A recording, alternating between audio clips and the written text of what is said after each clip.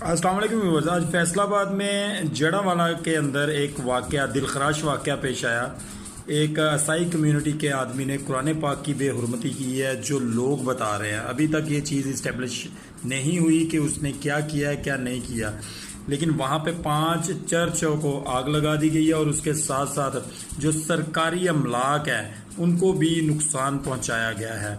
इसकी तहकीकात होनी चाहिए। हमारी गवर्नमेंट को चाहिए कि इसकी फिल फॉर तहकीकात करें और जिस शख्स ने ये काम किया है उसको कैफरे किरदार तक पहुंचाए और इस्लाम के मुताबिक और हमारे कानून के मुताबिक और आइन के मुताबिक जो उसकी सज़ा बनती है उसको वो सज़ा मिलनी चाहिए, उसको रिलीफ नहीं मिलना चाहिए।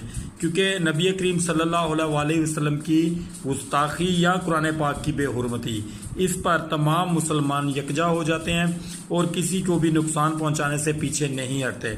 इसलिए गवर्नमेंट को फिल फॉर एक्शन लेना चाहिए।